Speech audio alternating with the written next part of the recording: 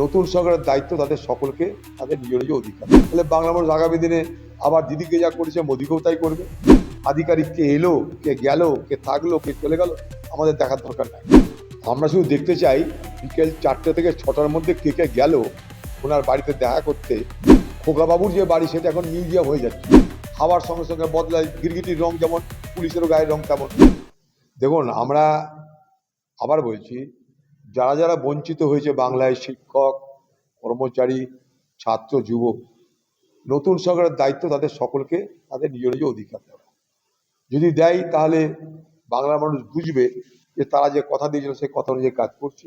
তাহলে বাংলা মানুষ আগামী দিনে আবার দিদিকে যা করেছে মোদিকেও তাই করবে।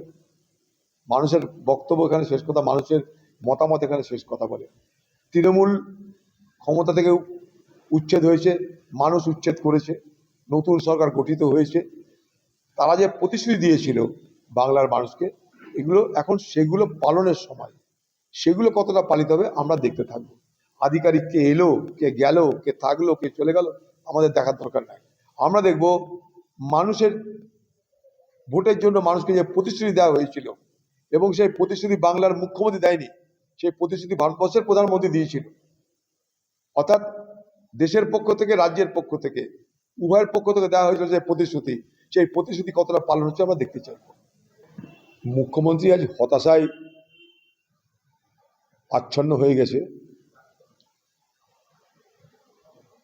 আমরা শুধু দেখতে চাই বিকেল 4টে থেকে 6টার মধ্যে কে কে গেল ওনার বাড়িতে দেখা করতে, আন্দোলন করতে, তাদের ছবিটা একবার দেখতে চাই। উনি টাইম দিয়ে দিয়েছেন 4টে থেকে 6টা। তো সংবাদ জগৎকে বলবো, 4টে থেকে 6টার মধ্যে ওনার বাড়িতে কারা কারা যাচ্ছেন দেখা করতে, সেই ছবিটা একবার আমাদের দেখতে পেলে সুবিধা হতো। তাহলে আমরা বুঝতাম বাংলার মুখ্যমন্ত্রী আজও লড়াইয়ে, আন্দোলনে তিনি যে নেত্রী হতে চাইছেন তা মানুষ তাকে স্বীকৃতি দিচ্ছে। এখন তো মুখ্যমন্ত্রী খোকাবাবুর যে বাড়ি সেটা এখন মিউজিয়াম হয়ে যাচ্ছে। খোকাবাবুর বাড়ির সামনে শুনছি নাকি সবাই দর্শন করতে যাচ্ছে।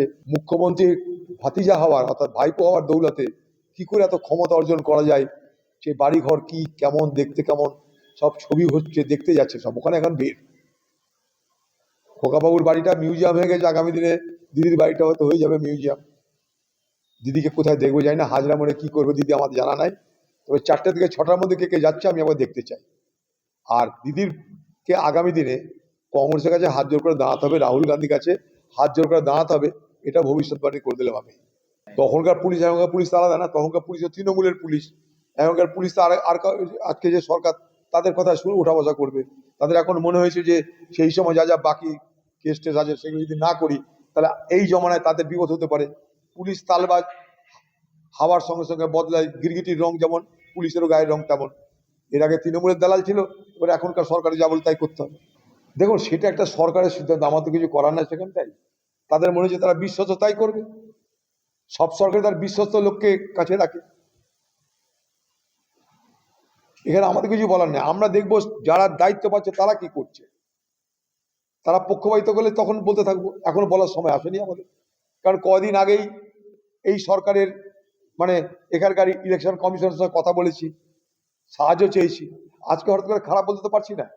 যখন দেখবো এই সরকারের অধীনস্থ কর্মচারী হিসাবে তারা পক্ষপাতিত্ব করছে, চিৎকার করতে থাকবো, প্রতিবাদ করতে থাকবো। এখন থেকে কি করে কি বলবো। বাংলা হান্টের আরও খবর দেখতে নজর রাখুন। বাংলা খবর মানেই বাংলা হান্ট।